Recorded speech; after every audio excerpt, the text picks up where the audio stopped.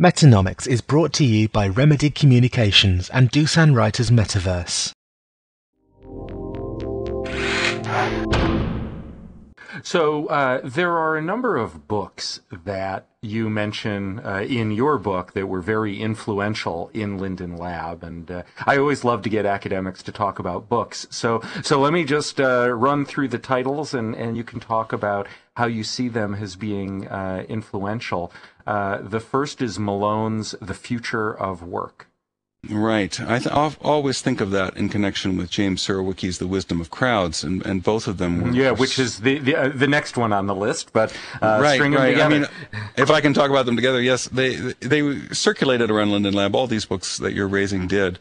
Recommended, say, from one person to another. If you're there, you feel a certain pressure to know about them. I did as well, and I'd read the Surowiecki. I hadn't read them alone before I was there. And these are books that are definitely the descendants of those Stuart Brandian ideas. They are books that push the idea that we should even give up on the project of running our organization in some kind of intentional and top-down fashion.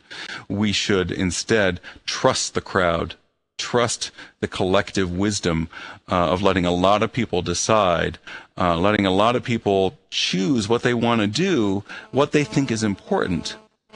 And one of the things that comes out of those arguments is it becomes very important when you actually, the rubber meets the road and you're trying to run a company like Linden Lab.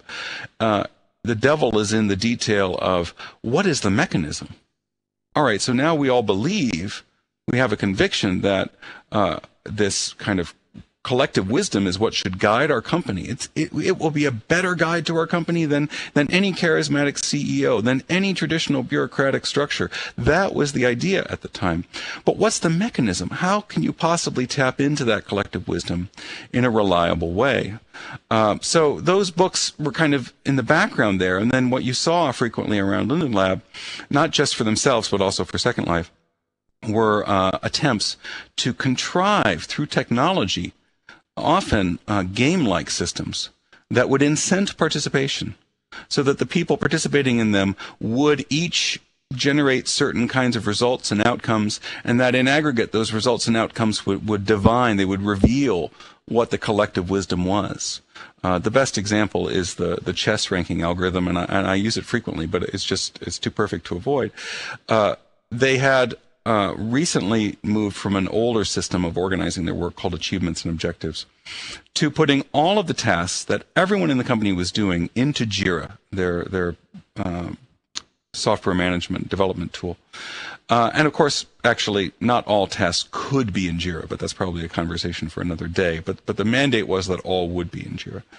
So then it has thousands of tasks in Jira. Well, this strikes Rosedale as an opportunity to take advantage. You've got technology, and everyone has access to it. This is a chance to find a mechanism through which we can actually tap into the wisdom of crowds. So they tried voting on tasks. So the idea is, all these tasks are in there. Why don't people vote on the ones they think are the most important?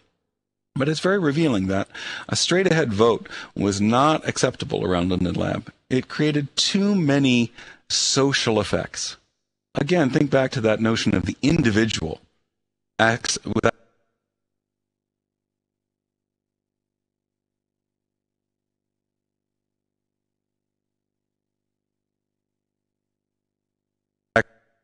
struck them as really distasteful. That's not what they wanted. They didn't want the social. They wanted the aggregate individual.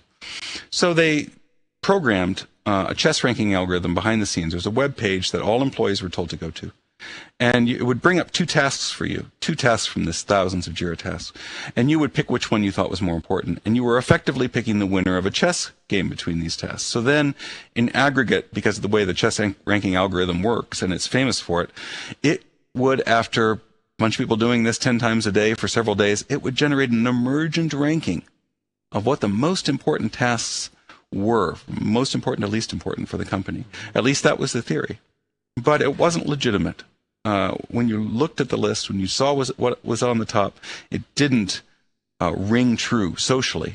So it was abandoned. And other attempts were made. But that's the way they were trying to govern themselves, because all of these other more familiar forms of governance were unavailable to them because they were subscribing to that particular set of ideas. So the Surowiecki and the Malone were very much part of the foundation of that.